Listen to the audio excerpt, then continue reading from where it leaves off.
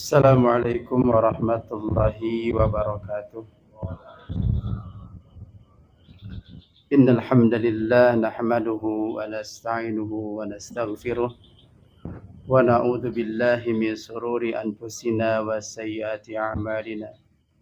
May yahdihillahu fala mudilla lahu wa may yudlil fala hadiyalah. Ashhadu an la ilaha illallah wahdahu la syarika lah wa ashhadu anna Muhammadan abduhu wa rasuluh. Ya ayyuhalladzina amanu taqullaha haqqa tuqatih wa la tamutunna illa wa antum muslimun. Ya ayyuhan nasu taqu rabbakumul ladzi khalaqakum min nafsin wahidah wa khalaqa minha zawjaha wa bassa minhuma rijalan katsiran wa nisaa'a wattaqullaha alladzi tasaaluna bihi wal arham innallaha kana 'alaikum raqiba. Ya ayyuhalladzina amanu taqullaha wa qulu qawlan sadida yuslih lakum a'malakum wa yaghfir lakum dhunubakum wa may yuti'illaha wa rasulahu faqad faza fawzan 'azima. Amma ba'du fa inna asdaqal hadis kitabullah wa khairal hadi hadi Muhammad sallallahu alaihi wasallam wa syarrul umuri muhdatsatuha wa kullu muhdatsatin bid'ah wa kullu bid'atin dhalalah wa kullu dhalalatin finnar. Ikhwan fiddin rahimani wa rahimakumullah. Nahmadullah wa nashkuruhu ala maulana min niyami la tu'adu wa la tuhsa. Hatta nastati'a najtami'a fi hadhihi al-lailatil mubarakah li hudur muhadaratil ammah asyallahu yubarik lana jami'ah. Ikhwan, kita bersyukur di malam ini di sela-sela kesibukan cari dunia kita, Allah beri kesempatan duduk di masjid ini. Dan ini bukan kebetulan. Ini juga bukan karena hanya ajakan teman atau rencana kita. Tapi yang pasti ini adalah takdir Allah Subhanahu wa ta'ala. Kira-kira takdir ini baik atau buruk? Baik ya. Kita sudah ditakdirkan duduk di majelis ilmu. Takdir yang baik ini pun belum tentu Allah terima ketika kita niatnya bukan karena Allah. Karenanya jemput takdir yang baik ini dengan meluruskan niat kita. Semoga Allah meridhoi dan juga menganugerahi ilmu yang bermanfaat kepada kita semua. Amin. Salawat dan salam semoga tercurahkan kepada Nabi kita Muhammad sallallahu alaihi wasallam beserta keluarga dan para sahabatnya tanpa terkecuali. Kajian kita di malam ini karena kita juga dalam posisi bekerja supaya tidak terlena dengan pekerjaannya, kita angkat tema di malam ini perkuat ibadah dengan bekerja. Jadi kita berusaha untuk memperkuat ibadah kita dengan bekerja. Jadi bekerja untuk memperkuat ibadah kita. Dalil yang diangkat yang pertama adalah Quran surat Al-Qasas. Surat ke-28 ayat yang ke-77. Surat Al-Qasas silakan dibuka. Surat yang ke-28 ayat yang ke-77. A'udzu billahi minasyaitonir rajim. Wabtaghi fima ataqallahu daral akhirah. Wa la tansa nasibaka minad dunya. Wahsin kama ahsanallahu ilaika. Wa la tabghil fasada fil ardi. Innallaha la yuhibbul mufsidin. Apa terjemahnya Mas? Baca Mas terjemahnya. Dan berilah pahala di akhirat dengan apa yang telah dianugerahkan Allah padamu. Tapi janganlah kamu lupakan bagianmu di dunia dan berbuat baiklah kepada orang lain bagaimana Allah telah berbuat baik kepadamu. Dan janganlah kamu berbuat kerusakan di bumi. Sungguh Allah tidak menyukai orang yang berbuat kerusakan. Dalil ini sangat amat jelas. Pertama Allah firmankan, wabtaghi fima ataqallahu daral akhirah wa la tansa nasibaka minad dunya. Dan carilah pada apa yang telah dianugerahkan Allah kepadamu kebahagiaan negeri akhirat. Dan janganlah kamu melupakan bagianmu dari kenikmatan duniawi. Penjelasan di dalam tafsir Ibnu Katsir rahimallahu ta'ala, maksudnya gunakanlah harta yang berlimpah dan nikmat yang bergelimang sebagai karunia Allah kepadamu ini untuk bekal ketaatan kepada Tuhan kita, Allah Azza wa Jalla. Menggunakan segala fasilitas dunia yang kita raih berupa harta, kendaraan, apapun termasuk keluarga, anak dan istri, untuk memperkuat ketaatan kita kepada Allah Subhanahu wa taala dan mendekatkan diri kepada Allah dengan mengerjakan berbagai amal yang saleh, ya. Mendekatkan diri kita kepada Allah yang dengannya kita akan memperoleh pahala di dunia dan di akhirat. Makanya definisi ibadah sesuai dengan Quran surat Ad-Dariyat ayat 56, wa ma khalaqtul jinna wal insa illa liya'budun. Tidak kami ciptakan jin dan manusia kecuali untuk beribadah. Definisi ibadah yang pertama adalah ismun jami'un lima yuhibbuhullah wa yaradahu minal aqwali wal af'ali az-zahira wal batinah. Ibadah adalah segala sesuatu yang mendatangkan cinta dan ridha Allah dari ucapan, perbuatan yang nampak maupun yang tidak nampak. Definisi yang kedua, ibadah itu adalah taqarrub ilallah, adalah mendekatkan diri kepada Allah dengan melaksanakan segala apa yang diperintah, menjauhi segala apa yang dilarang. Itu ibadah. Karenanya di dalam ayat ini Allah menegaskan segala sesuatu yang kita raih dari nilai dunia ini untuk meraih akhirat. Itulah. Karena tujuan kita adalah akhirat. Jangan kebalik. Justru antum dengan urusan kerja, akhiratnya itu terlalaikan. Bahkan akhirat itu, ibadah itu untuk nunjang kerja. Ayo salat biar gaji lancar. Kan kebalik itu.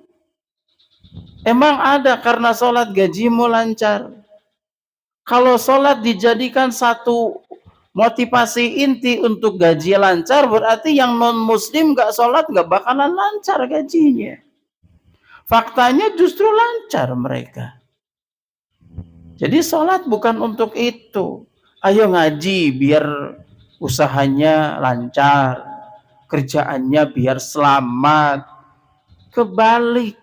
Justru ayo bekerja untuk meraih ridha Allah agar ibadah kita maksimal.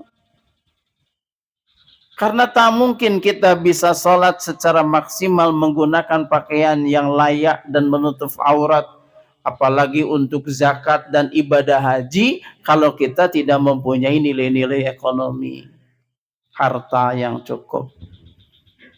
Ya, karenanya, ayo mulai saat ini kita balik. Dunia itu walatan sanasibaka, hanya sebatas jangan ya sekadarnya saja dunia itu. Karena kata Allah, walatan sanasibaka minad dunya, dan janganlah kamu melupakan bagianmu dari kenikmatan dunia. Maksudnya yakni yang dihalalkan Allah, nikmat dunia yang dihalalkan oleh Allah Subhanahu wa taala berupa makanan, minuman, pakaian. Jangan lupa. Silakan antum boleh pakai pakaian, bahkan ke masjid disunnahkan menggunakan pakaian yang paling bagus. Ini giliran rapat, meeting, bajunya bagus. Giliran ke masjid, kaos oblong. Atau kaos yang ada tulisan di belakangnya baterai ABC. Atau partai tertentu, gambar caleg.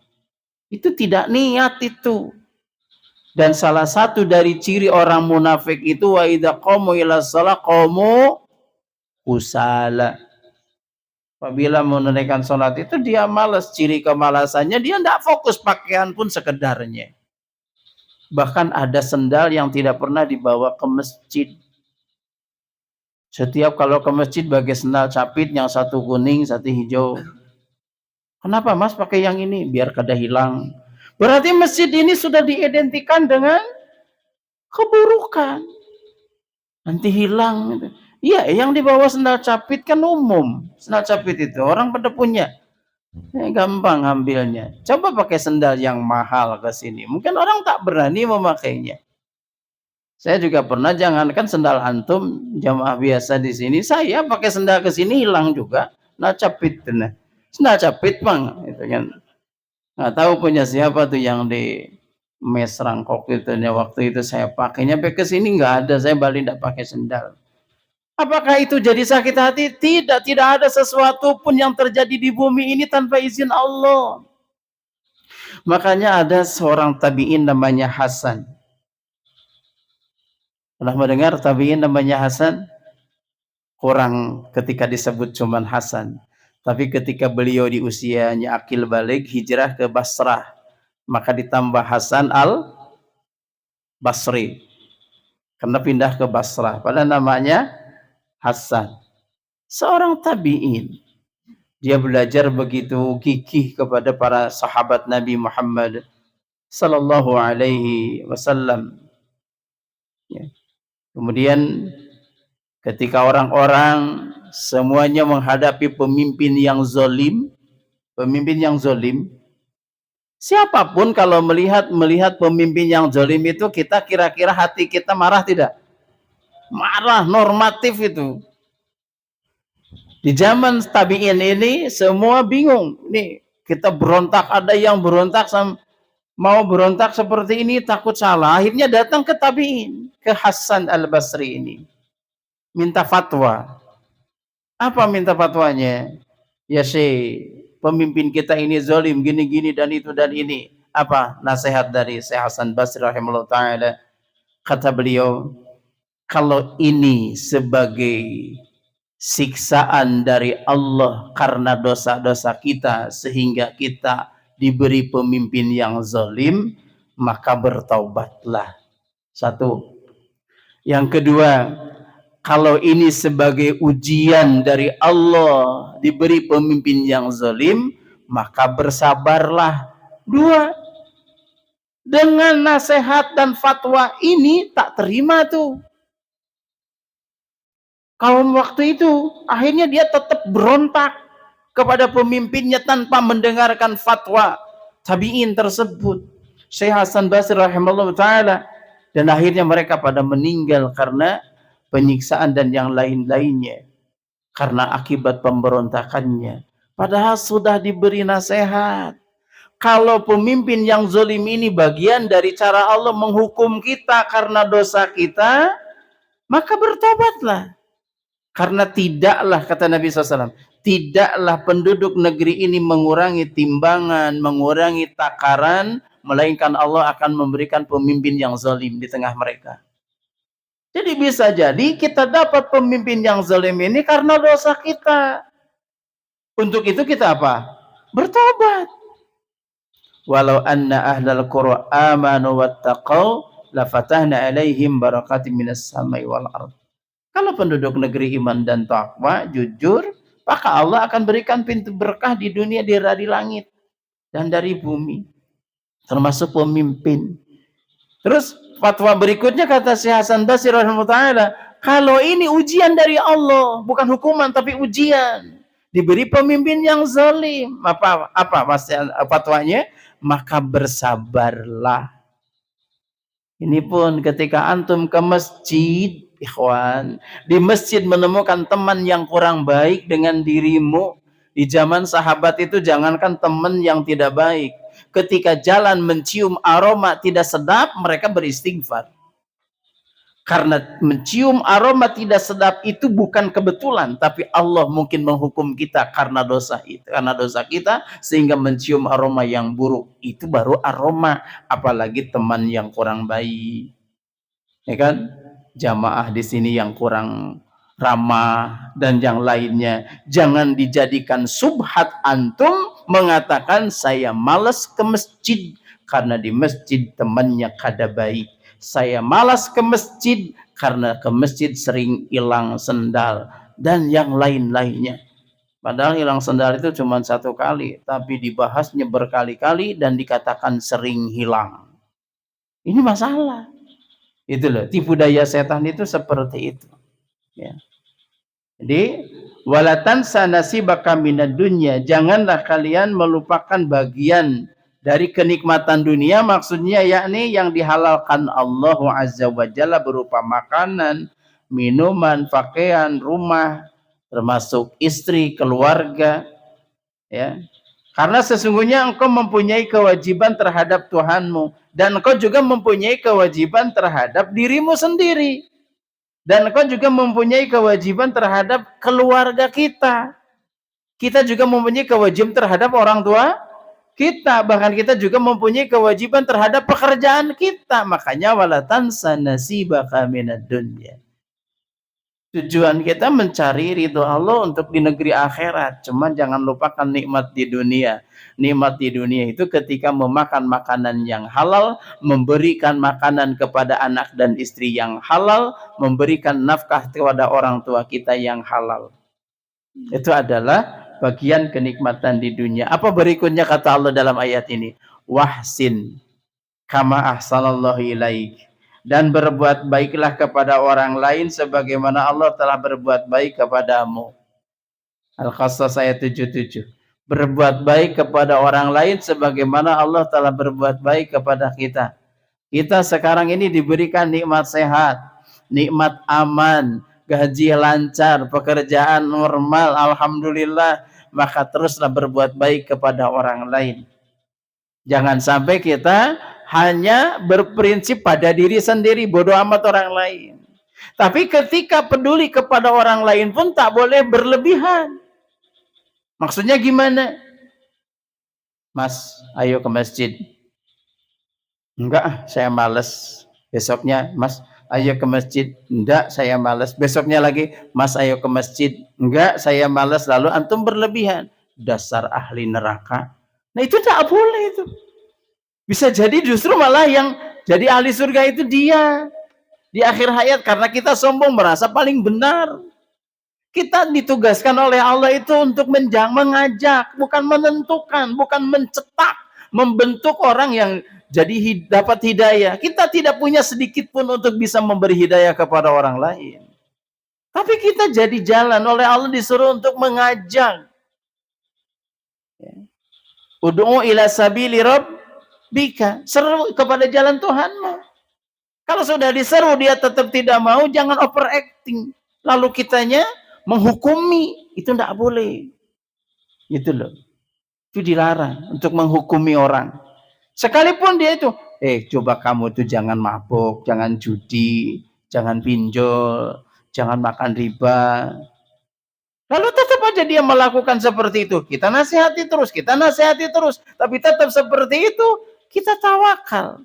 Wa idza khatabahumul jahiluna qalu salama. Apabila kita berhadapan berbicara dengan orang yang bodoh, udah katakan selamat tinggal. Susah. Kita menasihatinya, dia dakwah, dia ceramahnya lebih panjang daripada omongan kita. Pernah saya seperti itu. Saya 2 kata, dia 10 kata. Gitu loh. Kamu itu harusnya rajin. Tapi Ustadz, nah kalau sudah pakai tapi itu susah itu. Tapi Ustadz, tapi itu subhatnya dia.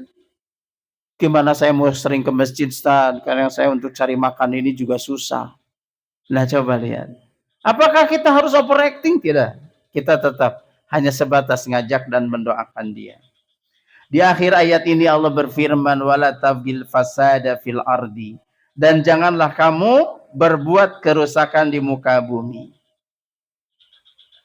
Yaitu janganlah cita-cita yang sedang kamu jalani untuk membuat kerusakan di muka bumi dan berbuat jahat terhadap makhluk Allah yang lainnya. Karena antum meraih ingin cita-cita bahagia di akhirat, lalu antum dengan melaksanakan sesuatu justru yang membuat orang lain benci kepada diri kita. Di dalam tafsir yang lain, ulama ahli tafsir menjelaskan tentang kerusakan di muka bumi itu juga kesirikan. Karena dengan kesirikan akan mendatangkan murkanya Allah yang mendatangkan musibah dan kerusakan yang dahsyat. Ya. Makanya perkuat ibadah dengan bekerja. Ya, kita masuk ke tema ini, perkuat ibadah dengan bekerja. Ya. Yang pertama, kita mesti tahu dulu solusinya. Gimana memperkuat ibadah dengan bekerja itu seperti apa? Yang pertama, kita harus menentukan pekerjaannya apa. Jadi pekerjaannya harus jelas, ya, supaya pekerjaan kita bernilai pahala. Ya. Maka yang dilihat pertama kali adalah pekerjaan yang dilakukan harus halal. Jangan bekerja untuk memperkuat ibadah. Saking ingin haji, bagaimana caranya supaya saya bisa ibadah haji, akhirnya dia mencuri. Itu tidak benar. Ya kan? Bekerjanya harus yang halal. Allah Subhanahu wa taala berfirman dalam Quran surat Al-Baqarah ayat 168, surat kedua. Ya ayyuhan nasu kulu mimma fil ardi halalan thayyiba wa la tattabi'u khutuwatis syaitan innahu lakum aduwwum mubin. Surat apa? Ayat berapa? 168. Ya, saya tanya supaya enggak kelihatan ngantuk gitu. Soalnya kelihatannya segar-segar ya, alhamdulillah ya. Segar gitu. Padahal perbedaan antara semangat dan loyo itu cuma satu strip. Betul tidak? Coba duduk seperti ini. Ayo duduknya, ya saya contohin aja. Duduknya seperti ini coba. Diangkat dadanya sedikit. Semangat atau loyo ini? Coba turunkan. Loyo atau semangat? Ah, pilih loyo, pilih semangat. Angkat dong. Angkat seperti ini. Nah inilah semangatnya. Kalau sudah begini lagi, wah sudah. Itu mah niat benar untuk tidur ya. Nyandar lagi ke tiang, aduh parah lagi. Allah Ustaz. Baik. Quran surat Al-Baqarah 168. Ya ayuhan nas wahai manusia, kullu mimma fil ardi halalan thayyiba. Sekalian manusia, makanlah yang halal lagi baik dari apa yang terdapat di bumi ini. Karena hukum asal dunia ini halal untuk kita. Semuanya. Dalilnya Quran surat Al-Baqarah ayat 29. Walladzi khalaqa lakum ma fil ardi jami'a. Dialah Allah zat yang telah menjadikan segala sesuatu di bumi untuk kita semuanya. Untuk kalian semuanya, ya untuk kita. Jadi hukum asal dunia ini halal. Kecuali ada dalil yang melarang. Baru jadi haram. Contoh babi. Halal atau haram? Ini ragu nih nyebutnya nih. Innalillahi wa inna ilaihi raji'un. Saya dulu sebelum ke Kalimantan itu tak pernah melihat babi. Kecuali dari emosi anak-anak sekolah ketika SD. Babi bagong katanya gitu. Nggak pernah melihat babinya, itu tidak pernah. Tapi setelah di Kalimantan hari-hari melihat babi ini. Apalagi saya dakwah di Penayan, di pedalaman itu muslimnya cuma satu rumah. Muslimnya cuma satu rumah. Jumatannya itu ke Gandring. Di Penayan itu. Dan saya kunjungan ke sana dalam rangka safari dakwah. Ke sana. Pakai sepatu bot. Muslimnya cuma satu. Itu loh, babi di mana-mana. Makanya dia karena tidak tahu hukum, dengan entengnya dia ngomong, alhamdulillah Ustaz, walaupun saya muslimnya cuma satu keluarga, saya tak pernah makan daging babi. Cuman kuahnya aja. Nah, ini kan karena tak paham. Gitu loh. Dia pikir kalau kuahnya enggak mungkin ya. Ma'asyiral muslimin hadani Allahu wa iyyakum. Allah di sini menyuruh kita untuk memakan apa yang ada di bumi ini yang halal, yang halal dan baik. Kenapa mesti ada taukid halalan thayyiba, yang halal dan baik? Karena tidak semua yang halal itu baik untuk kita. Sekalipun halal, ini pelajaran buat kita loh. Yang halal saja belum tentu baik buat diri kita, apalagi yang haram. Betul tidak? Yang halal jelas halalnya belum tentu baik untuk kita. Misal gula, baik atau gula ini halal atau haram? Halal, sepakat tuh, nggak ada yang menyelisihi gula itu halal. Tapi bagi yang diabetes haram lagi. Bukan haram, tapi tidak baik. Maka Allah nyuruh kita memakan makanan yang halal dan baik. Tidak hanya cukup halal. Kalau tidak baik walaupun halal jangan kau makan. Gorengan, itu kolesterol lagi tinggi. Biasanya buka puasa gorengan itu sudah. Itu paling laku, laris itu. Kalau yang manis-manis coba kasih kurma aja. Enak mereka itu. Tapi kalau sudah lihat gorengan, kurma nggak laku. Ya. Itu kenapa? Karena nafsunya ke situ. Dan Allah nyuruhnya halalan thayyibah. Memakan yang halal dan baik. Dan penegasan berikutnya, wala tattabi'u khutuwati syaitan. Jangan mengikuti langkah-langkah setan. Dan penegasannya, innahu lakum aduwwum mubin. Sesungguhnya setan itu musuh yang nyata buat kita, buat kalian nih. Jangan mengikuti langkah-langkah setan. Lalu pertanyaannya, setan itu siapa? Buka Quran surat Al-An'am 112. Surat apa? Ayat berapa? 112. Bujur kita? Bujur kada. Betul tidak? Ya bujur juga betul kalau di sini mah ya. Iya. Ada yang ketemu? Sudah? Wa kadzalika ja'alna likulli nabiyyin aduwwan syayatinal insi wal jinni. Baca terjemahnya, Mas. Ayo. Dan demikianlah kami jadikan bagi tiap-tiap nabi itu musuh, yaitu setan-setan dan setan-setan dari jenis jin. Yang sifatnya seperti apa? Teruskan. Yuhi, terjemahnya saja. Sebagian mereka kata-kata sebagai tipuan. Terus? Kalau Tuhanmu menghendaki, niscaya mereka bisa mengerjakannya. Maka tinggalkanlah mereka dan apa yang mereka ajarkan. Jadi setan itu dari jenis jin dan manusia yang selalu musuhi Nabi. Wa kadzalika ja'alna likulli nabiyyin aduwwan. Dan demikian setiap nabi itu kami jadikan musuh. Siapa musuhnya? Setan dari jenis manusia dan setan dari jenis jin. Sifatnya seperti apa? Yuhi ba'duhum ila ba'din zuhrufal qaulil ghurur. Sebagian dengan sebagian itu membisikkan kata-kata indah sebagai tipuan. Itu setan. Jadi setan itu cirinya kalau sudah membisikkan kata-kata indah sebagai tipuan, itu setan. Misal, ada teman antum sekamar, membisikkan ke antum. Biasanya yang begini itu bisik-bisik, jarang yang langsung ceramah. Gitu. Dia bisik-bisik biasanya. Itulah. Kamu tahu nggak selot? Apa selot tuh? Itu kamu 1000 aja bisa jadi 1.000.000. Nah, coba indah nggak? Indah, 1000 jadi 1.000.000 tuh indah, luar biasa. Gimana caranya? Kamu nggak usah terlalu banyak tahu lah. Titipkan aja uangmu ke saya yang akan mainnya. Nanti saya ajarkan kamu. Ini bisikan ini. Dan lihat coba. Orang ini yang tadinya tidak tahu, tidak mengenal tentang perjudian, dikenalkan tentang judi. Akhirnya ketagihan judi. Makanya jangan berteman. Berteman pun jangan dengan ahli judi ini. Jadi kalau antum sekamar dengan ahli judi, jangan jadikan teman. Kalau bisa usul ke bagian kasur, CGS lah gitu. Pak Okta, mana Pak Okta, ada nggak Pak Okta nih? Halo Pak Okta nih, ini kemana nih Pak Okta?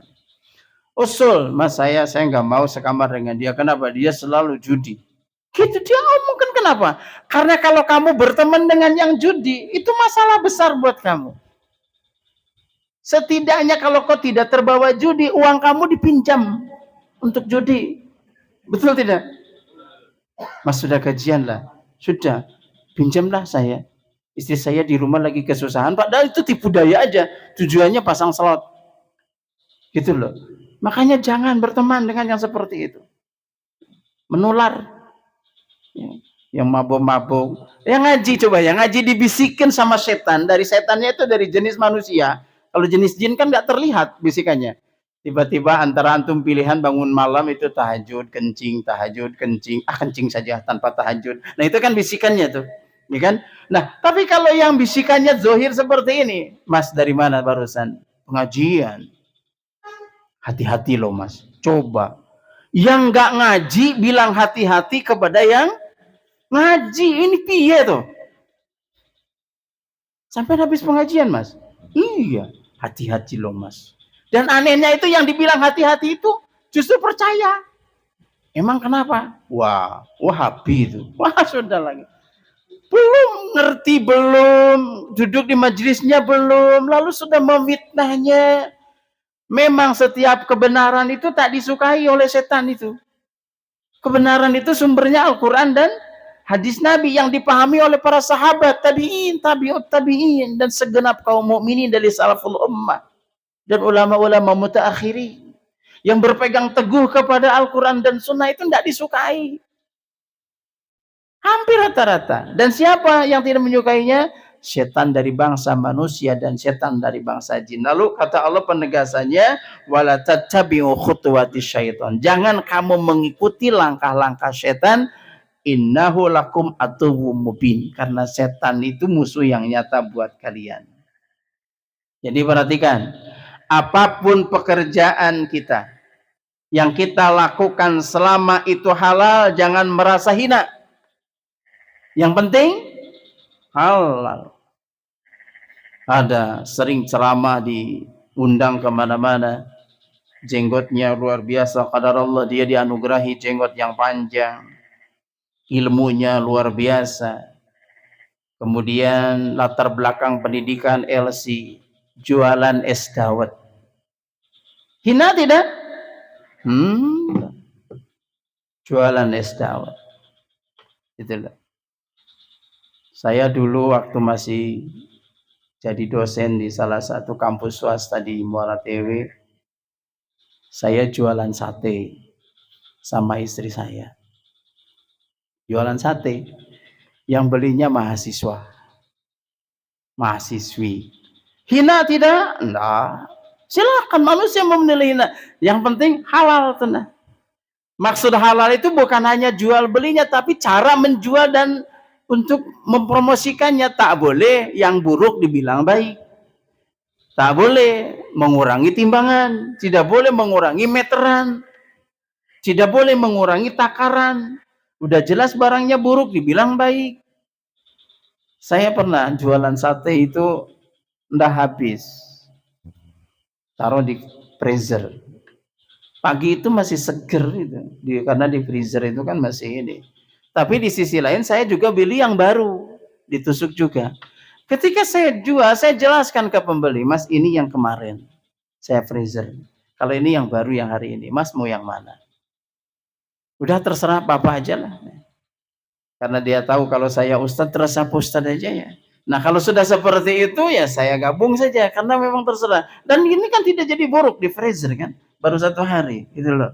Dan tapi tetap jelaskan, jangan antum yang baru masukin freezer lagi, jurus yang lama baru dijual. Itu khawatir nanti malah justru ada rasa yang kurang nyaman dan kita membodohi atau tidak memperjelas kepada mereka, kita dosa. Jadi sekalipun jual belinya sah tapi haram dalam prakteknya karena melakukan kecurangan. Paham ya? Sama bekerja di sini. Bekerja di sini, kerjaan ini akan jadi halal kalau antara dini yang bekerjakan ridho kepadamu sesuai dengan agreement yang sudah ditandatangani. Tapi kalau kita sudah mencuri waktu kerja dipakai tidur, kerja tidak fokus, ada pimpinan baru kerja, nggak ada pimpinan tidur, itu kalau gajinya bisa jadi tetap antum mendapatkan secara normal, tapi keberkahannya dicabut oleh Allah Subhanahu wa Ta'ala. Kalau keberkahannya sudah dicabut, madorotnya jauh lebih banyak daripada manfaatnya. Saya kemarin dijemput oleh driver ABB. Rencananya malam Jumat itu pengajian. Qadarullah sarana di Bintang Tinggi di KM3 itu amblas, truk yang amblas tidak bisa lewat. Lalu dari manajer HCGS di ABB, Pak Tony telepon saya. Pak, mohon maaf kayaknya nggak bisa nih. Gimana kalau pengajiannya biar libur, Jumatannya aja besok, jadi jemputnya besok pagi. Akhirnya pagi saya dijemput oleh driver. Jadi saya nggak pengajian tadi malam. Ya kan? Kalau tidak ingat janji ke PAMA dan KPP, mungkin saya liburkan semua. Cuman qadarullah, kedah janji dengan PAMA dan juga KPP, akhirnya Pak, saya ada paralel setelah di ABB ke PAMA. Akhirnya tetap sebisanya, walaupun sore datangnya ke TW mau sarana itu, karena ada terjebak itu, lalu datang ke rumah saya sudah sore dan diputuskan besok pagi. Jadi drivernya nginep di TW. Dan di driver itu dia bercerita di dalam mobil, sepanjang jalan itu ada kisah. Dan dia pun mengisahkan tentang dirinya. Ya. Jadi dulu saya Ustaz pernah kerja di salah satu pembiayaan kredit sepeda motor di Tanjung. Terus saya waktu itu dapat posisi yang lumayan, Ustaz. Gaji saya juga lebih daripada cukup. Hampir 8 tahun jadi di pembiayaan itu. Ya, saya nggak sebut pembiayaannya lah, pembiayaan aja lah. Tahu aja lo leasing. Tahu aja lah. Udah pengalaman jangan-jangan. Ya. Nah, lalu dia berkisah sama 8 tahun itu, Ustaz, saya merasa gaji cukup, lebih dari cukup. Cuman nggak tahu kemana itu loh. Nggak jadi apa, yang ada justru malah masalah ini dan itu. Akhirnya saya keluar dari situ dan memilih untuk jadi drivernya trek. Sebut aja lah trek mah ya. Driver trek. Jadi driver. Dan alhamdulillah justru setelah ini saya bisa nikah, bikin rumah, bermanfaat, berkah. Waktu dulu saya kerja di tempat yang pekerjaannya yang ada ribanya itu, justru saya malah tidak dapat apa-apa. Padahal 8 tahun gajinya besar. Nah gitu. Makanya jangan terjebak dengan besarnya gaji, sekalipun memang besar pendapatan, kalau besar murkanya Allah yang datang, lebih baik ditinggalkan. Itu kunci untuk bekerja, memperkuat ibadah kita kepada Allah Subhanahu wa taala. Itu yang pertama. Yang pertama tadi apa? Pekerjaannya harus halal. Yang kedua, lalu seperti apa niatnya? Setelah pekerjaannya halal, niatnya seperti apa? Ya, suatu pekerjaan akan dinilai pahala jika niatnya baik dan benar. Niat yang benar mencakup bekerja untuk menafkahi diri sendiri, menafkahi anggota keluarga, ya kan? Bermanfaat untuk orang lain dan memudahkan kita untuk beribadah kepada Allah Subhanahu wa taala. Jadi setelah mendapatkan kerjaan yang halal, niatnya harus karena Allah. Maksud niat karena Allah apa? Niat untuk mari nafkah anak dan istri. Jangan setelah di sini malah antum mengkhianati anak dan istrimu. Maksud mengkhianati anak dan istri itu dengan apa? Apakah dengan menikah lagi? Tidak. Justru dengan menikah lagi bukan mengkhianati. Mengkhianati itu justru dengan berlacur, jajan, di depan istrinya soleh. Wih, suamiku tidak tertarik dengan binian manapun. Padahal jajan lah itu. Nah ini tidak benar, justru mending terang-terangan. Mah, saya mau nikah lagi, diizinkan atau tidak? Loh kok gitu Mas? Oh iya, karena Allah yang nyuruh. Ustaz kalau ngomong gitu saya yakin tidak diizinkan. Ya udah nggak usah ngomong. Karena izin istri itu kan bukan syarat nikah, betul tidak? Aduh ini direkam ya, nanti lihat istri-istrimu. Enggak apa-apa, ini harus selesai, jangan dipotong di sini. Ya. Tanpa izin istri yang pertama nikah lagi, itu sah atau tidak? Sah. Tidak masalah, tidak, selama tidak ketahuan. Kan begitu. Asal jangan ketahuan gitu. Terus kalau ketahuan, jujur. Jangan dusta. Ini pernah terjadi di salah satu teman saya. Apa-apa direkam nanti dilihat sama teman saya juga lah. Jamaah juga. Dia nikah tanpa tahu istrinya. Sudah 1 tahun. Bahkan istrinya pernah main ke rumah istri yang pertamanya. Pernah main. Disangka hanya temannya padahal istrinya. Itu loh. Dia enggak ngomong. Lalu setelah ketahuan istrinya bilang, "Loh papa kenapa enggak bilang?" Ya karena mama enggak nanya. Ya kan begitu jawabannya. Mama enggak nanya ya enggak bilang. Kalau mama nanya kan saya bilang. Loh kenapa bisa melakukan seperti ini? Kalau Allah sudah menakdirkan, siapa yang bisa memungkiri takdir Allah Azza wa Jalla? Terjadi sudah. Nah kalau antum sampai seperti saat ini belum pernah juga seperti itu, belum terjadi, memang nggak ada takdirnya, nggak usah maksa. Gitu loh, nggak usah maksa. Oh saya sampai saat ini istri saya 1. Apakah saya tak punya niat untuk 2, untuk 3, untuk 4? Ya kalau ada kesempatan dan ada kemampuan ditakdirkan Allah, kenapa tidak? Tapi sampai saat ini belum. Dan jangan coba-coba membenci poligami, karena poligami adalah syariat. Benci dengan poligami. Ternyata lihat binian orang penceleng ke sana, penceleng ke sini. Nah baik gitu. Lebih baik nikah. Betul tidak? Gitu. Ya. Kenapa jadi ke sini bahasan ini? Tahu lah. Yang dijadikan dalil adalah hadis Nabi Muhammad sallallahu alaihi wasallam. Kata Nabi SAW, "Ma at'amta nafsaka fahuwa laka shadaqah." Apa yang engkau berikan untuk memberi makan dirimu, apa yang engkau belanjakan untuk memberi makan dirimu, pahualaka sedekah, maka itu adalah sedekah nilainya. Antum untuk diri kita beli makanan untuk makan, itu bisa bernilai sedekah.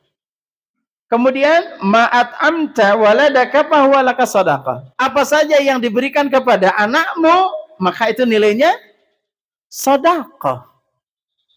Kemudian wa ma at'amta walidaka fahuwa laka shadaqah.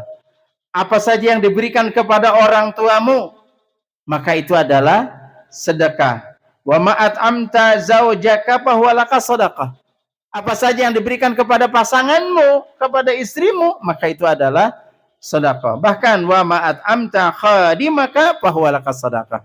Apa saja yang diberikan kepada pembantumu, maka itu juga sedekah.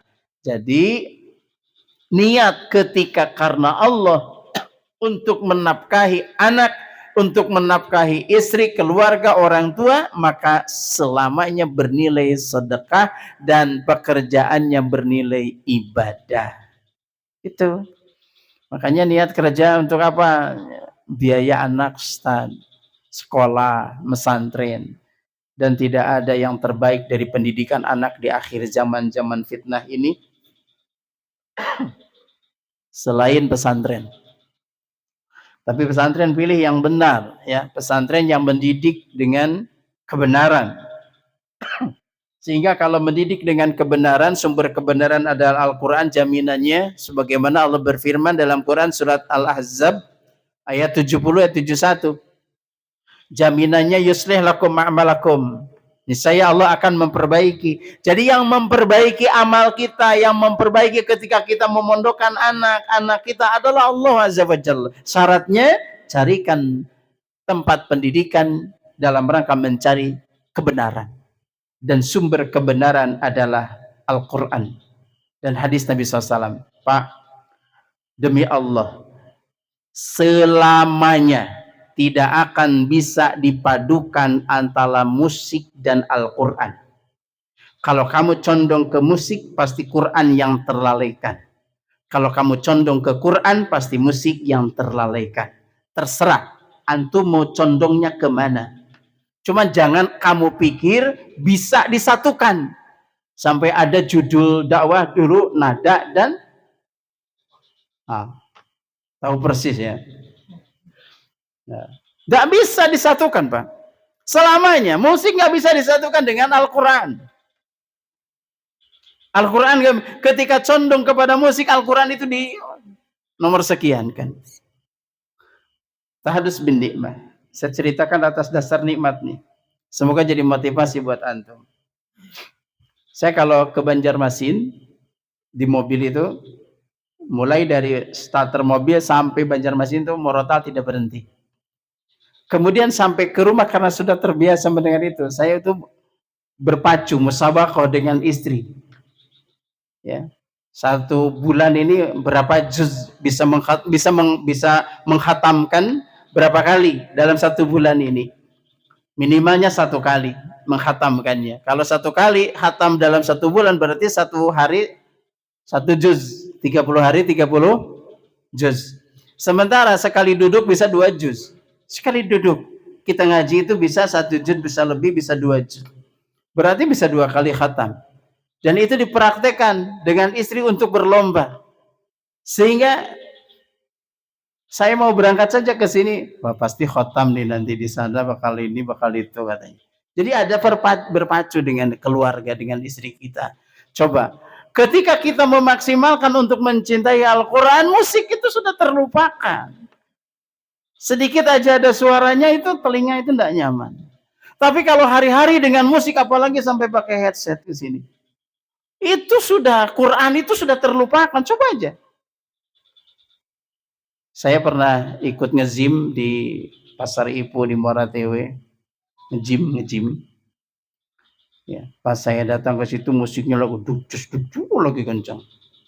Pas saya datang itu, Ustaz, dimatikannya. Pas dimatikan ada yang protes ke pengurus di situ. Saya nggak nyuruh mematikan juga, wong dia yang matikan. Dimatikannya. Udah, saya langsung ikut nge-gym di situ. Ternyata saya ajak ngobrol yang satu ini, si bapak-bapak ini. Kok nggak nyambung-nyambung? Pak nggak didengar. Ternyata di sininya musik dia. Buang tiplok sini. Innalillahi. Dimatikan yang itu, dia pakai yang di telinga. Kenapa? Karena sudah kecanduan musik. Gitu loh. Makanya jangan coba-coba untuk disatukan musik dengan Quran. Nggak bisa. Nggak bisa. Ya. Saya tidak dalam akan membahas konsekuensi hukumnya lah. Cuman praktek pengawalan tidak bisa disatukan musik dengan Al-Quran. Itu aja. Intinya kalau kamu condong dengan musik hari-hari, pasti Quran terlalaikan. Ayo aja rasakan. Betul tidak? Betul kalau betul ya. Iya. Tapi kalau Quran yang dimaksimalkan, musik itu sudah nggak ada tertarik, Pak. Hambar. Pernah saya naik speedboat, musiknya itu kenceng. Lagu itu saya dengar kalimat itu ya karena terdengar, Pak, kan saya di belakangnya itu terdengar kalimatnya, itu kalimat apa itu yang diinikan, apa manfaatnya saya dengerin ini? Hampir tidak ada manfaatnya. Kenapa? Karena memang hari-hari kita sudah tidak dibiasakan mendengar itu. Ayo pelajaran buat antum ya. Semoga Allah mudahkan untuk menerima kebenaran ini. Itu yang kedua lah. Apa tadi yang kedua itu? Niatnya harus baik. Nah, ketika niatnya baik, maka segala sesuatu akan bernilai sedekah. Bahkan di dalam hadis yang lain, dalam riwayat yang lain, yang tadi adalah di Sahih Ibnu Majah ya, di nomor 1739.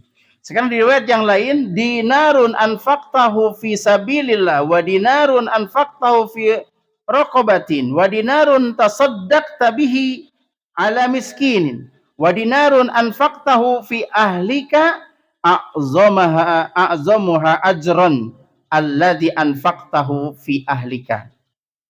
Dinar yang engkau infakkan di jalan Allah, dinar yang engkau infakkan untuk membebaskan budak hamba sahaya, dinar yang engkau gunakan, yang engkau sedekahkan kepada orang miskin, dan dinar yang engkau nafkahkan kepada keluargamu, pahala yang paling besar adalah dinar yang engkau nafkahkan untuk keluargamu. Masya Allah. Dinar tuh ya simbol keuang lah. Kalau kita rupiah ya, yang disedekahkan, yang dinafkahkan di jalan Allah, yang diberikan kepada fakir miskin, dan yang diberikan kepada anak dan istri, itu jauh lebih besar pahalanya yang diberikan kepada anak dan istrimu. Makanya jangan pelit sama keluargamu. Pas cuti ajak jalan-jalan ke masjid. Ini jalan-jalan ke pantai. Ajak jalan-jalan ke masjid yang ada di pantai. Ya enggak apa-apa. Enggak apa-apa kan? Ajak jalan-jalan ke masjidnya yang ada di pantai. Boleh tidak? Boleh. Jangan niatnya ajak ke pantai yang ada masjidnya. Ini kurang sama dengan gini. Anak TK itu belajar sambil bermain atau bermain sambil belajar? Anak TK bermain. Dia orientasinya bermain. Mah, kenapa kok nggak sekolah hari ini? Ini anak didik saya. Kenapa nggak sekolah hari ini? Loh, ini hari libur, hari Sabtu, hari Ahad libur, nak. Kok kenapa libur? Aku pengennya sekolah, nyaman main di sana. Tuh, coba main. Makanya motonya kalau kalian datang ke tempat saya itu, di sekolah saya itu, selamat bermain sambil belajar. Bermain sambil belajar. Coba sekarang saya mau nanya, bekerja sambil ibadah atau ibadah sambil bekerja, mana yang paling tepat? Dan alasannya. Ini ada hadiahnya ini. Apa ini hadiahnya? Baru tahu nih hadiah ini nih. Ini chopper ya. Voucher. Ini lumayan nih, berapa nggak tahu saya nih. Ayo yang tepat dengan alasannya. Ayo silakan. Bermain sambil ibadah atau ibadah sambil bermain? Bekerja. Bekerja sambil ibadah atau ibadah sambil bekerja?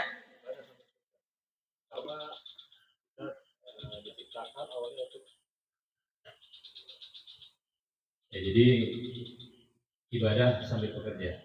Ibadah sambil bekerja. Tujuan utama kita diciptakan untuk beribadah. Masya Allah. Nah, kalau kita beribadah terus nggak kerja, nanti tak maksimal di ibadahnya. Masya Allah. Bagus, luar biasa. Tapi belum tepat, Pak ya. Ada lagi yang lain? Ayo. Wah, pasti yang kedua ini nggak salah lagi. Coba dengan alasannya, coba pengen alasannya. Ayo, siapa? Tapi ini sudah menjawab, dapat lah ini yang dapat. Ini dapat jawabannya luar biasa. Ada yang lain? Ayo satu lagi Pak ini. Ini nggak sengaja ini, pas ini dapat. Oh, janganlah, nanti ayatnya. Ada Riyad ayat 56. Ada Riyad ayat 56. Oh, itu untuk ibadah gitu maksudnya. Atau yang lain? Wabtaghi fima ataqallahu daral akhirah, dari yang tadi. Surat apa itu? Al-Qasas ayat berapa? 77. 76-nya Korun. 76 ini bahasanya tentang Korun. Korun itu dari umat Nabi Musa. Dalam satu riwayat dikatakan Korun itu sepupu Nabi Musa alaihi salam. Baik. Ada lagi? Nah, coba kita perjelas sekarang. Ibadah sambil bekerja atau bekerja sambil ibadah? Kita biasanya terobsesinya jangan ibadah dulu. Yang benar adalah ibadah sambil bekerja. Prakteknya coba kita lihat. Ibadah sambil bekerja. Jumatan ibadah bukan? Ibadah. Sambil jualan pulsa. Kirim. Rusak ibadahnya. Lalu bekerja sambil ibadah. Antum kesini bekerja atau ibadah niat awal? Jujur. Datang ke sini untuk bekerja, untuk ibadah.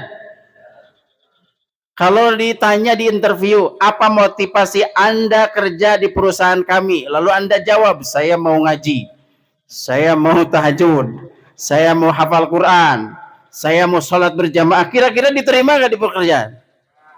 Ada. Pesantren sana ikam. Betul sudah? Apa motivasi Anda bekerja di tempat kami? Saya ingin memanfaatkan ilmu yang saya miliki untuk mencari pengalaman di pekerjaan Bapak. Kan itu. Jadi niat ke sini apa? Bekerja atau ibadah? Bekerja, tapi sambil ibadah. Contoh, ada orang jadi dokter di Arab Saudi, datang hajian, ikut hajian. Motivasi ke sana untuk apa? Kerja. Tapi datang waktu hajian, ikut hajian. Jadi bekerja sambil ibadah, bahkan kerjaannya pun diniatkan untuk ibadah. Kerjanya pun diniatkan untuk ibadah. Makanya kesininya bekerja. Tapi datang waktu sholat, datang waktu ngaji, mengaji. Itu yang benar. Bahkan kerjaannya pun diniatkan ibadah. Jadi untuk menguatkan ibadahnya dia kumpulkan dari hasil kerja untuk umroh, untuk menghafal Al-Quran, untuk berbagi dengan sesama. Wahsin kama ahsanallahu ilaika, berbuat baik sebagaimana Allah telah berbuat baik kepada dirimu. Jadi yang memilih ibadah sambil bekerja benar, yang memilih bekerja sambil ibadah pun benar. Cuman konteks di sini kita tujuannya apa ke sini? Bekerja. Betul ya? Tapi sambil ibadah. Kalau ibadah sambil bekerja, yang rusak ibadahnya. Hajian sambil bawa rokok, jualan dia. Innalillahi wa inna ilaihi rajiun. Bukan hanya jualan, yang barangnya pun sudah tidak benar. Itu loh. Antum Jumatan jualan pulsa, lagi khotbah, khotib, pesan pang 2 giga, SIM, kirim 2 giga, innalillahi wa inna ilaihi rajiun. Rusak ibadah antum. Paham ya? Baik. Yang ketiga sekarang. Yang pertama tadi apa? Ya, pekerjaannya harus jelas, harus halal. Yang kedua, niatnya harus karena Allah, harus baik. Yang ketiga, bagaimana cara kerjanya. Jadi kerjaannya halal, antum jualan itu halal. Kemudian niatnya karena Allah, ingin bermanfaat buat keluarga. Bagaimana caranya? Caranya harus benar. Cara kerja yang dimaksud adalah pekerjaan yang aslinya halal, semisal berdagang. Kemudian juga akan menjadi haram perdagangan ketika kita tidak jujur. Betul tidak? Maka caranya pun harus benar. Kerjaannya harus halal, niatnya harus ikhlas karena Allah supaya bermanfaat, kemudian caranya harus benar. Antum kerja di sini halal tidak pekerjaan di sini? Halal. Niatnya sudah karena Allah, tapi di sininya antum nggak jujur, nyuri waktu, gitu loh. Waktu nih Pak Punimanya cuti, bebas nih. Nggak boleh begitu. Mau ada atasan, mau tidak, mau ada pimpinan atau tidak, antum tetap sesuai dengan agreement yang ditandatangani. Itu yang benar. Jualan pun sama. Jangan yang jelek dibilang bagus. Gitu loh. Tapi saya karena qadarullah, mungkin oleh Allah diberikan pertolongan, saya beli, istri saya itu suka apel yang agak besar gini, yang harganya mahal itu, 15.000 satu. Saya beli sekilo. Dia setiap datang ke situ, ada lapanya. Ya Ustaz, yang di bawah Ustaz, yang baru datang. Nah dia ngasih tahu orangnya, Ustaz yang di bawah yang baru datang. Jadi saya langsung ke bawahnya. Jadi tumpukannya kan begini nih. Nah yang di bawah itu yang baru datang. Yang ini yang kemarin-kemarinnya gitu. Dan dia ngasih tahu. Padahal saya tidak pernah minta dikasih tahu. Cuman dia ngasih tahu. Kenapa? Cara Allah menolong hambanya kadang seperti itu. Tapi kadang-kadang Allah juga menguji. Wa innallaha idza ahabba qauman ibtalahum. Sesungguhnya apabila Allah mencintai hambanya bakal mengujinya. Pernah saya kejadian menukar limau jeruk, di sini limau jeruk itu 1 kilo saya wadahin gitu. Kemudian pas saya memilih yang lain mungkin diganti ini. Dan ini kisah nyata, ini saya sendiri. Ya kan, kalau lihat di Facebook mungkin di India yang diganti begitu, ada orang, saya baru sadar, berarti kayak kemarin begini. Gitu. Saya milih yang bagus-bagus, ya milih. Harganya sudah nggak nawar sama sekali saya. Sampai ke rumah buruk, busuk. Beberapa itu, kenapa jadi begini? Pada milihnya bagus. Qadarullah nggak nyampe 1 bulan, warung itu, toko itu kerampokan. Dianya pun kena sayatan parang. Kerampokan dan ditutup pakai lens polisi lain itu yang kuning, dan sampai sekarang udah nggak tahu kemana, ganti lagi yang penjualnya siapa, dia ngontrak di situ. Nah makanya kezaliman, kejahatan itu ingat ya, tidak selamanya oleh Allah dihukum di akhirat nanti, dan ada yang disegerakan di dunia gitu loh ya. Jadi intinya ketika kita memang dihadapkan dengan sesuatu yang tidak kita sukai, apa yang diajarkan oleh Nabi SAW, ketika Nabi mendapatkan kesenangan, apa yang Nabi katakan? Alhamdulillah alladzi bi ni'matihi tatimmus shalihat. Coba apa kalimatnya? Alladzi bi ni'matihi tatimmus shalihat. Lalu ketika Nabi mendapatkan sesuatu yang tidak disenangi, apa yang Nabi katakan? Alhamdulillah ala kulli halin. Itu jadi ketika dapat baik alhamdulillah, ketika dapat buruk alhamdulillah. Makanya password untuk bisa kita ridho dan syukur adalah sabar. Karena sabar itu password pertamanya, Pak. Tidak mungkin orang bisa ridho kalau tidak sabar. Apalagi ke syukur. Jauh sekali. Ya. Syukur itu urutan ketiga. Yang pertama apa dulu? Sabar. Kemudian ridho. Kemudian syukur. Saat kasih contoh, saya nggak paham. Oke, saya kasih contoh. Ketika antum kecelakaan, kakimu patah sebelah. Mana dulu yang dikedepankan? Syukur dulu, ridho dulu, atau sabar dulu? Sabar. Gak ada pas kakinya patah langsung alhamdulillah, syukur. Nggak ada. Sabar dulu. Sabar itu apa? Nerima. Sabar ini. Pas kelihatan kaki patah sebelah, sabar. Kedua apa? Ridho. Tidak memakinya, tidak mencelaknya. Yang ketiga apa? Baru syukur. Alhamdulillah cuman sebelah. Masih ada sebelah lagi. Gitu. Jadi sabar itu, kata Syekhul Islam Ibnu Taimiyah rahimahullah ta'ala, ra'suddin. Kepalanya agama itu sabar. Kalau orang yang tidak punya sabar, sama dengan yang orang beragama tidak sabar, sama dengan punya badan tidak punya kepala.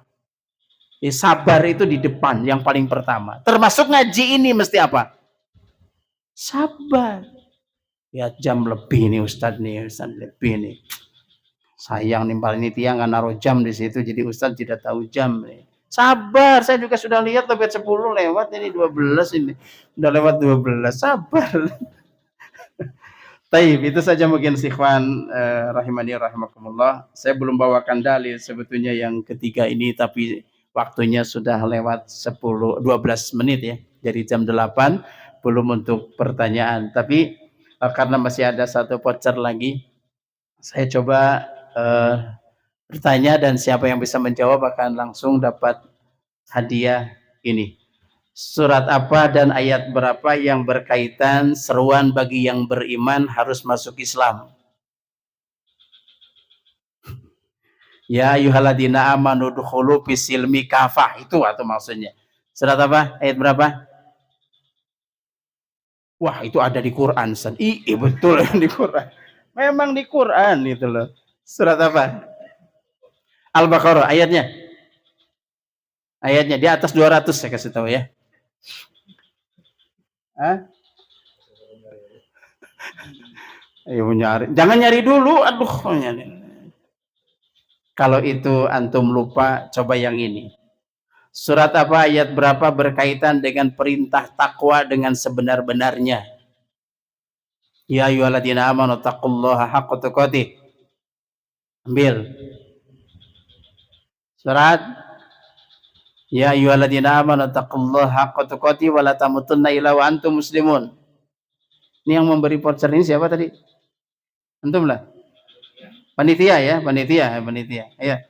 Itu berat juga yang itu ya. Padahal itu ringan itu. Itu ringan. Sebutkan hak muslim alal muslim. Ada berapa? Sebutkan. 6-nya sudah benar. Sebutkan satu persatu. Satu,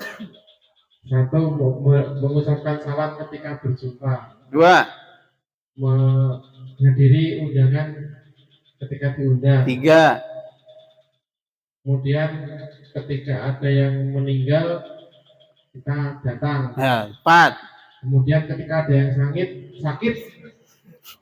sakit kita menjenguk. 5. Jangan dikasih tahu. 5. Ini mahal ini hadiahnya nih. 5 ini.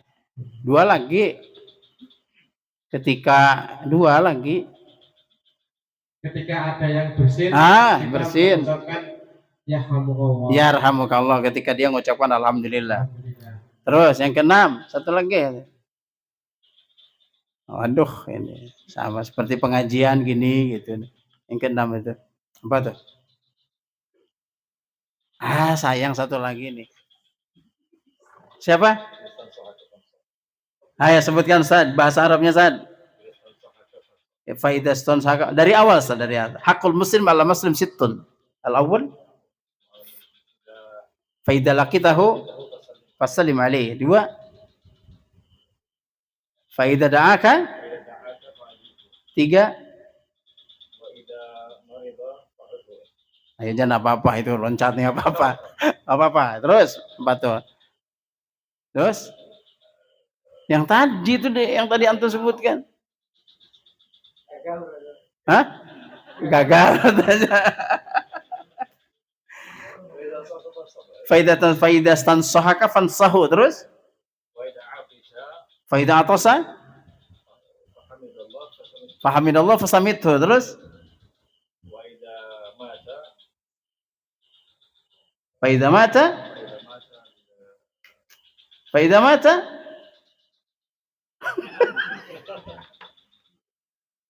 Faidah mata. Bahasa Indonesianya ikuti, bahasa Arabnya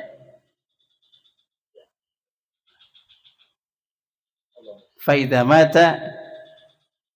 Ada 6 ya.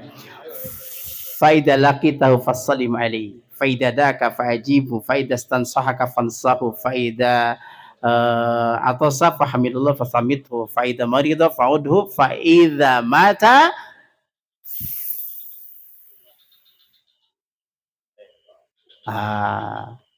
gagalnya nih. Ayo ja. Nasihati, ya itu sudah. Ya, faida mata fatsbi'hu. Faida mata fatsbi'hu. Apabila meninggal dunia maka hantarkanlah. Fatsbi'hu ittiba. Apa ya? Lafadznya faddal. Apa? Faida mata fatbi'hu. Faida marido faduhu. Ya. Baik, gagal lah ini masih utuh di sini nih. Tenang saja yang tadi gagal-gagalnya. Dia mau juga begini. Coba sekarang ini siapa saja? Umum ini paling mudah. Rabbana atina fid dunya hasanah wa fil akhirati hasanah wa qina adzabannar. Quran surat apa ayat berapa? Al-Baqarah. Benar Al-Baqarah tuh. Terus ayatnya ada 2 tuh. Ada yang enggak pakai wa fil akhirati hasanah, itu ayat sebelumnya. Hah? 200. Mana tadi yang jawab mana? Mana yang tadi? Mas, 200 atau 201? Ya, sini. 201 Mas tapi 200 sudah benar ada juga ya, sini nih ambil. 200-nya benar, 201 benar, tapi yang lengkap 201 ya. Baik, saya ingin menghabiskan ini aja gitu nah. Masya Allah. Baik, itu saja yang bisa kami sampaikan. Kita sama-sama tutup doa kifarahat majlis. Subhanaka Allahumma bihamdik asyhadu an la ilaha illa anta astaghfiruka wa atubu ilaik. Wa akhiru da'wana alhamdulillahi rabbil alamin. Assalamualaikum warahmatullahi wabarakatuh.